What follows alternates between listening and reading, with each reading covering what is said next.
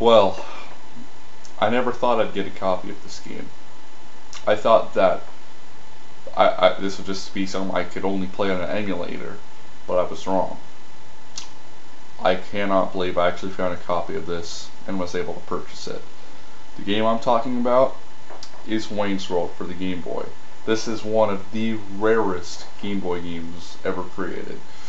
I actually talked to one of the programmers of this game, and he says he actually has a bunch of shrink-wrapped copies, so that's pretty hilarious, but publicly there weren't a whole lot of these ever released, so I don't know how many copies. I tried to ask him if he knows how many copies were released. He did not know, so I'm guessing there's probably like 100 public copies of this game. Now I could be wrong, there's probably more than that. I wouldn't be surprised if there was, but I mean, I looked on eBay, could not find this thing, and I found one on Amazon for this price, $25. So now this is developed by Radical Entertainment, the same guys who made the NES version, which is actually one of my favorite NES games of all time.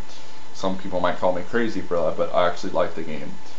So this one's kind of like a port of it, but it's got different levels and stuff. So is this any good? Is this better than the NES version, or does it suck compared to the NES version? Well, let's find out.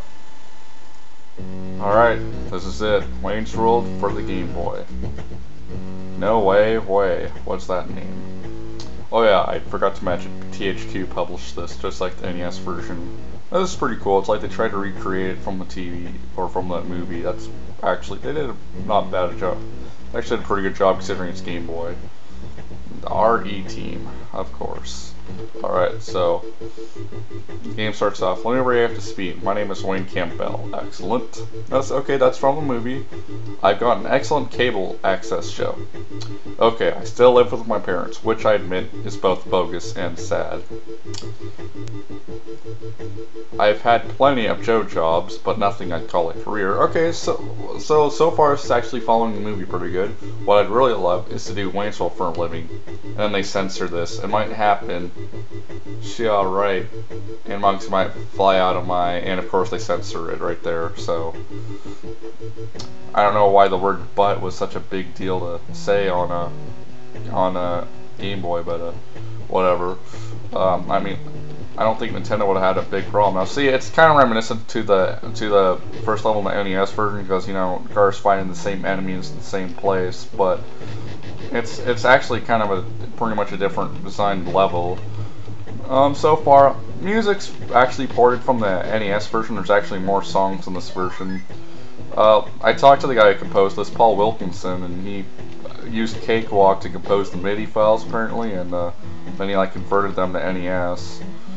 So overall, he did a good job with this game. I know like the level 1 music in the NES version can be annoying and stuff, but other than that, music kicks ass. And he does cover Bohemian Rhapsody pretty good in this version. A lot better than the Super Nintendo version and Genesis version. So yeah, fun. Now it seems that these enemies take more hits, so yeah, you get to the end here. And Wayne. Party on Garth, party on Wayne. I don't know if they're going to mention them being in a video game, but they do in the... Oh, okay, guess not. So now you play as Wayne, and now in here the saxophones actually take more hits to kill for some fucking reason. I don't know why. In the NES version, Wayne can kill them in one hit, I believe, or two, if not that or whatever, but in here they take like 3 or more hits. It's like, yeah. Then you jump up here. This isn't in the NES version, but jump here and he says, "The Excalibur, it will be mine." Oh yes, it will be mine. Now, see how his face is like vibrating across the screen? I thought that was just an emulator issue, but it's not. It actually does that in the real Game Boy game. Like on an actual Game Boy, it does that. So, kind of like Indiana Jones Last Crusade, like on the second level where it's like got the strobe effect. I thought that was an emulator, but it's not. It's the actual game. Jumping up here can be very tricky. Come on, Wayne, get up there. There we go. Okay, here's the boss. It's pretty much like the NES version, but you know, just a little bit different. Yeah, and that sound is from Terminator. If you didn't know, when you hit it, listen. Oh, whoops. Okay, listen. Yeah, that's from Terminator. Then again, it's the same composer, so I can't really say they stole anything. There we go. Yeah. You play that air guitar, Wayne. See, I mean, at least it looks like Wayne, you know, it's... I mean, at least they didn't give this game to, like, LJN or something. So, I won. And you get a little cutscene here. This is Stan Makita Donuts. Excellent. Munchables. They're open 24. I'd see that E at the end right there. There. Yeah, that's in the Game Boy version too. It's like cut off. Driller show no mercy. I recommend the sugar pucks. They're excellent. Alright, well, let's go. So this is the bonus stage where you collect health. Alright. So overall, the controls are... they could be better, but they're not necessarily bad, but they're a little bit slippery. I like the NES version controls better, but that's just me. Like I said, it's supposed to be a port of the NES version, just with differently designed levels, and I've seen other games that do the same thing. So, I guess because they don't want people playing the same exact game, so they decided to change up the levels. I don't know why they did that, but either way, it's actually a pretty good idea. Now, I've never actually beat this version without cheats. That's something I still gotta do. And I beat the NES version easily without cheats, but... Hey, man. Oh yeah, look at this. Now this game kicks even more ass than it did before. Come on, I gotta get that donut. Come on. There we go. And I believe you get, like, I don't know if it's like the NES version where you get an extra life if you win, but Jolly Green Giants and the Lousy Beatles, are they any good? They suck. It's not just a clever name then.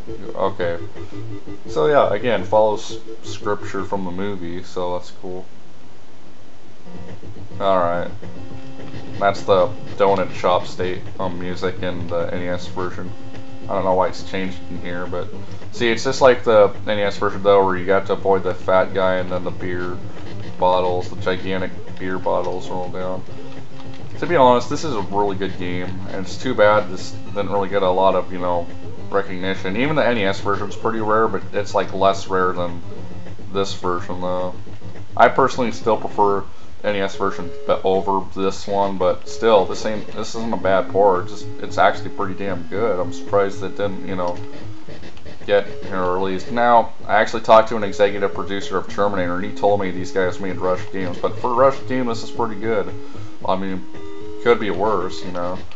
They did a really good job with this game. I mean, Radical Entertainment, and if you don't know much about them, all I know is that they're a Canadian developer, and they've been making lots of games, and I think they still make games today, but I don't know. Oh, and then you got that guy. You have to kill him. He's like the boss. Kind of like in the NES version, except in here he actually moves around. So I just gotta keep kicking him. And then you got, what's her name? Oh, yeah, Cassandra. And by the way, I have watched this movie, so I mean, I know how much it's based on the movie and how much it's not. I remember that part. She's a babe. Swing. Audi, audi, audi. Ugh.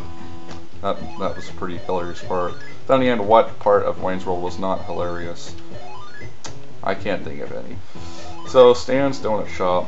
Now graphics are pretty good, you know, they're ported from the NES version, except I think this one's got slightly better graphics. I mean, the backgrounds are not bland like in the NES version.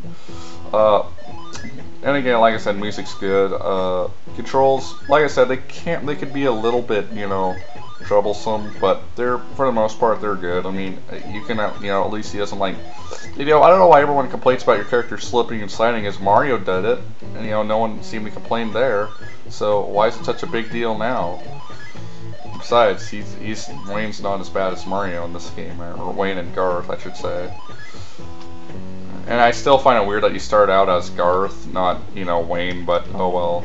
Now this one, it's got the ninjas in this level, but they're harder to kill because they actually like move around worse. And now these guys look like crap. No offense to the artist, but I mean, it looks like they drew this on like Microsoft Paint, like. And the background's good. The background's good. Don't get me wrong. But this ninja looks like crap. I'm sorry, but it does.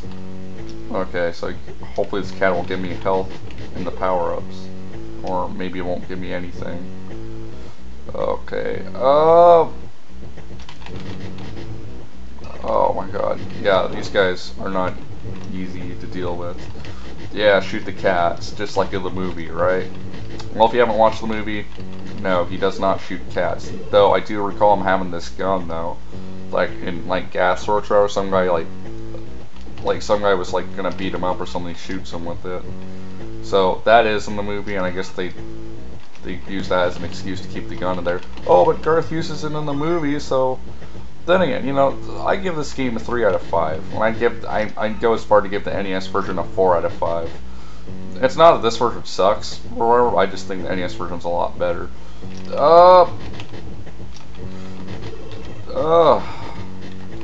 And it's a very underrated game. I might even do a Game Facts review on it if I get the time or whatever, if I feel up to it. I might do a Game Facts review.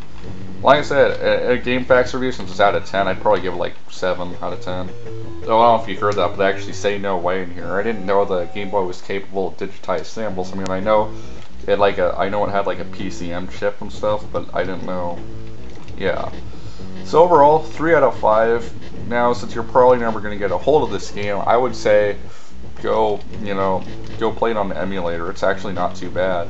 Yeah, I don't know if they make some kind of like EverDrive for the Game Boy or whatever, but if they do, they definitely do it. Though this game might not be all that playable, since like you'll be in the car and there'll be like you'll be hitting bumps and crap. So it's the one thing not a whole lot of people realize. But overall, give this game a try. Thank you guys for watching, and as usual, peace out. And I still got to show that one other game too. So see you guys later.